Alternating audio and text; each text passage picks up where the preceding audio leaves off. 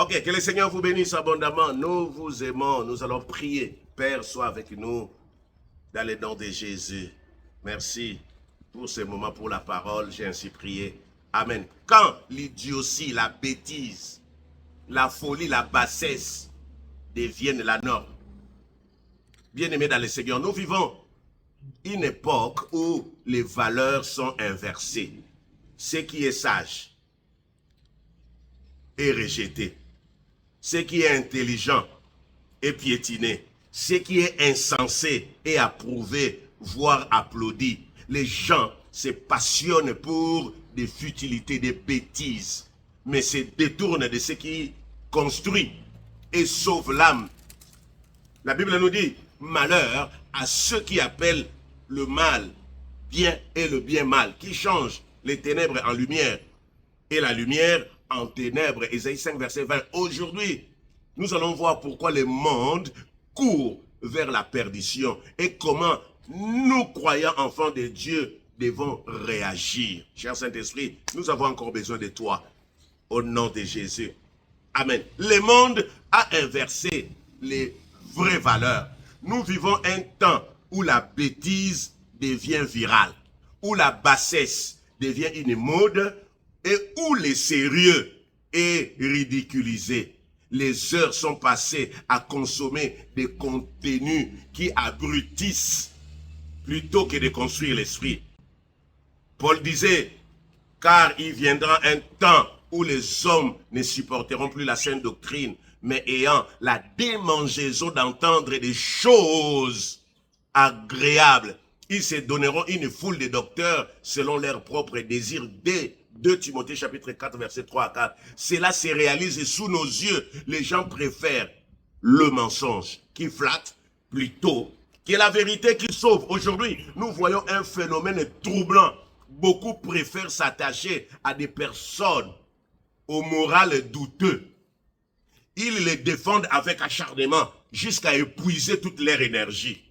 Ils ferment volontairement les oreilles pour ne pas entendre la vérité. Ils refusent d'écouter les avertissements, même quand les faits sont clairs. Ils doutent de la parole de Dieu, mais ils croient aveuglément aux paroles de ces gens douteux, des vendeurs d'illusions, des cupides, des hommes qui ont lieu de faire des maisons de Dieu, des maisons de trafic par cupidité. Ils trafiqueront de vous au moyen des paroles trompeuses et que menacent depuis longtemps la condamnation et dont la ruine ne sommeille point. De Pierre, des vendeurs d'illusions. Tu seras ministre. Le Seigneur m'a dit, les révélations où on ne touche plus les péchés, les prophéties d'élévation seulement.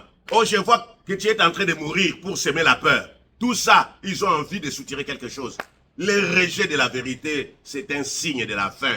Jésus-Christ est la vie. Jean 14, verset 6. Mais beaucoup préfèrent rester dans les ténèbres. La lumière est venue dans le monde et les hommes ont préféré les ténèbres à la lumière parce que leurs œuvres étaient mauvaises. Jean 3, 19. Les pires même, certains dirigeants, leaders, croyants, responsables spirituels, cautionnent ou se plaisent dans ce que Dieu condamne. C'est le syndrome de l'apostasie annoncé dans des Thessaloniciens, chapitre 2, verset 3. L'attirance pour le mal. L'attirance, comme les gens ont ce que nous appelons le cœur corrompu. Jésus a dit, là où est ton trésor, là aussi sera ton cœur. Matthieu 6, verset 21. Quand le cœur aime le mal, il trouvera toujours des excuses pour le justifier. Les réseaux sociaux, les divertissements malsains, la recherche du plaisir immédiat ont remplacé la méditation de la parole de Dieu, la prière, les dons de soi. Résultat, les esprits s'endurcissent. La voix de Dieu devient inaudible. Comment un chrétien maintenant doit réagir face à cela? N'est pas se conformer au monde, n'est pas vous conformer au siècle présent, mais soyez transformés par le renouvellement de l'intelligence. Romains 12, verset 2. S'attacher à la parole de Dieu. Passer plus de temps à lire la Bible qu'à suivre des choses vides. Être la lumière, vous êtes la lumière du monde. Matthieu 5, verset 14. Quand les autres choisissent la bassesse, l'idiotie, vous choisissez l'élévation en Christ. Les méchants se promènent de toutes parts quand la bassesse règne parmi les fils de l'homme. Psaume 8, verset 12. Nous devons dénoncer le mal. Ne prenez point part aux œuvres infructueuses des ténèbres, mais plutôt condamnez-les. Bien-aimés, pour couper court, le monde s'enfonce, mais l'Église ne doit pas couler avec lui.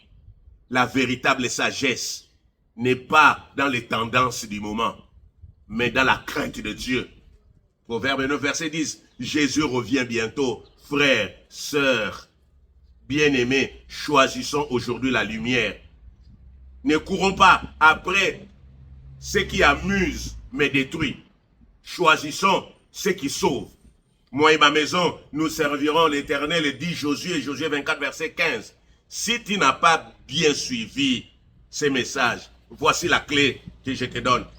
Nous vivons un temps où la folie est applaudie, la sagesse est rejetée. Les gens préfèrent défendre des personnes au moral douteux, fermer les oreilles à la vérité, croire aveuglément au mensonge. Le mal est appelé bien, les biens mal, mais Dieu nous avertit. Ne nous conformons pas au siècle présent.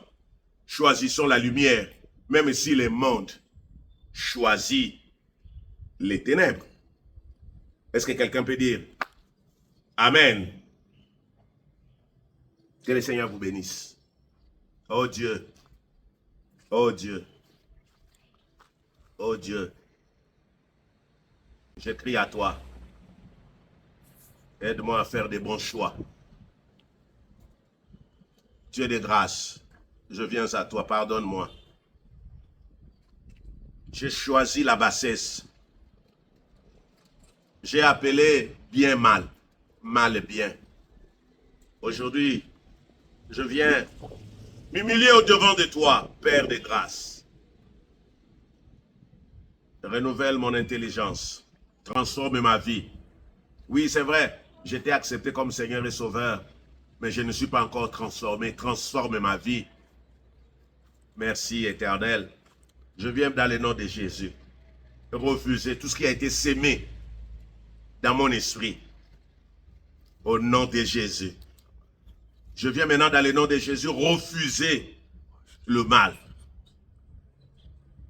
À partir d'aujourd'hui, je prends la décision d'appeler mal, mal. Que le bien reste bien. Cher Saint-Esprit, j'ai besoin de toi. Aide-moi à mettre ces messages en pratique. Aide-moi, Seigneur de gloire, à marcher comme Jésus, dans la crainte, dans ce monde où il y a la perversité.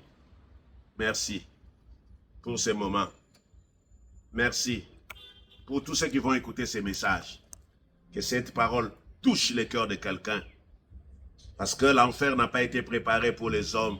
Ce n'est pas après la mort que nous allons soit au paradis. C'est maintenant que nous sommes en vie. Voilà pourquoi nous te prions, Dieu de bonté, de nous mettre à l'abri.